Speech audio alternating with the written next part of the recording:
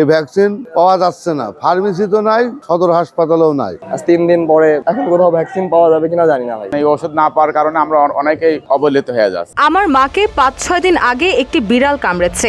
এখন পর্যন্ত 2 dose vaccine দেওয়া হয়েছে। তৃতীয় ডোজ দেওয়ার কথা, কিন্তু বাজারের কোনো ফার্মেসি এবং ওষুধ কোম্পানির ডিপোতে খোঁজ করেও কোথাও ভ্যাকসিন পাইনি।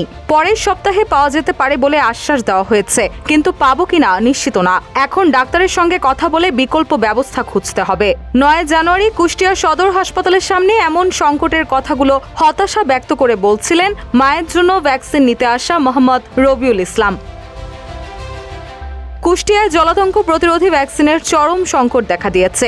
সরকারি হাসপাতাল সহ বেসরকারি ফার্মেসিগুলোতেও দীর্ঘদিন ধরে ভ্যাকসিন না পাওয়ায় চরম ভোগান্তিতে পড়েছেন রোগী ও তাদের স্বজনরা। কুকুর, বিড়াল সহ বিষধর প্রাণীর কামড়ে আক্রান্ত হয়ে প্রতিদিন অসংখ্য মানুষ হাসপাতালে এলেও প্রয়োজনীয় ভ্যাকসিন না পেয়ে হতাশ হয়ে ফিরছেন তারা। ভবিষ্যৎ হোক নিরাপদ, বিনিয়োগ হোক বিশ্বস্ত, আর আমার পছন্দ সল্ট পে। ভ্যাকসিন নিতে আসা আরেক সেবা প্রত্যাশী বলেন, কুকুর বিড়ালের কামড়ে আক্রান্ত হলে এখন মৃত্যু ঝুঁকিতে পড়তে হচ্ছে। হাসপাতাল থেকে ফার্মেসি কোথাও ভ্যাকসিন নেই। আজ 3 দিন পর ঝিনাইদহ থেকে এক আত্মীয়ের মাধ্যমে 1000 টাকা দিয়ে ভ্যাকসিন আনাতে হচ্ছে। কুষ্টিয়া এত বড় একটি মেডিকেল জেলা হওয়া সত্ত্বেও জলাতঙ্কের ভ্যাকসিন না পাওয়া খুবই দুঃখজনক।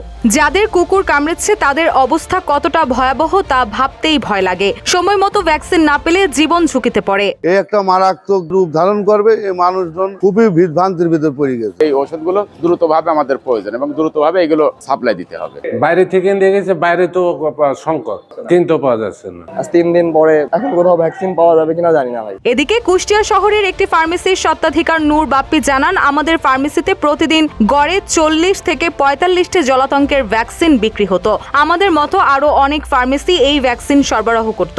ঔষধ কোম্পানিগুলো মাঝে মধ্যে দেয়, আবার কখনো দেয় না। এই অনিয়মের কারণে গ্রাহকদের সীমাহীন হয়রানি হচ্ছে। জলাতঙ্কের ভ্যাকসিনের কোনো বিকল্প নেই। প্রায় 1 মাসের বেশি সময় ধরে আমরা ভ্যাকসিন পাচ্ছি না।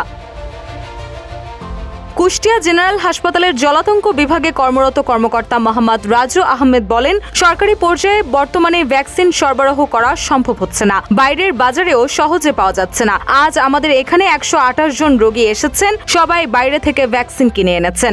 এখন আমাদের গভর্নমেন্ট অ্যাভেলেবল তো দিচ্ছে পারছে না, এবং বাইরে থেকেও কিনতে পাওয়া যাচ্ছে না। খুব সংকটপূর্ণ চলছে।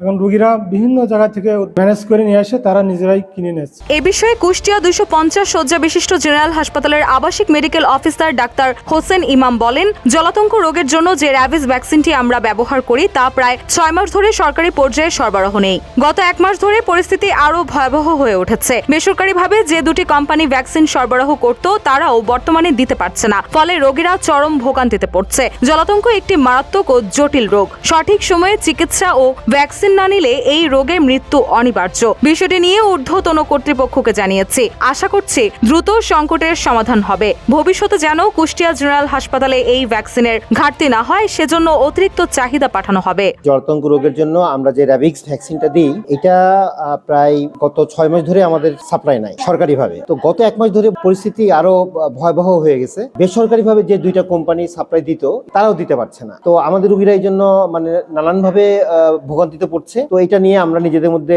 মিটিং করেছি। আমরা আশা করি এটা একটা দ্রুত সমাধান হয়ে যাবে। কুকুর, বিড়াল সহ বিষধর প্রাণীর কামড়ে আক্রান্ত রোগীদের জলাতঙ্কের ভ্যাকসিন দিতে হয়। এর মধ্যে বিড়ালের কামড়ে আক্রান্ত রোগীর সংখ্যা সবচেয়ে বেশি। গত বছরের 21 নভেম্বর থেকে কুষ্টিয়া জেনারেল হাসপাতালে র্যাবিস ভ্যাকসিন সম্পূর্ণ শেষ হয়ে যায়। আর বেসরকারি ফার্মেসিতেও বিগত 10 দিন ধরে ভ্যাকসিনের তীব্র সংকট চলছে। ফলে কিছু রোগী বাধ্য হয়ে আত্মীয় স্বজনের মাধ্যমে বিভিন্ন জেলা থেকে ভ্যাকসিন সংগ্রহ করতে পারলেও বেশিরভাগ রোগী আছে মৃত্যু ঝুঁকিতে। অতি দ্রুত এই সংকট নিরসনে সরকার জরুরি পদক্ষেপ গ্রহণ করবে, এমনটাই প্রত্যাশা সকলের।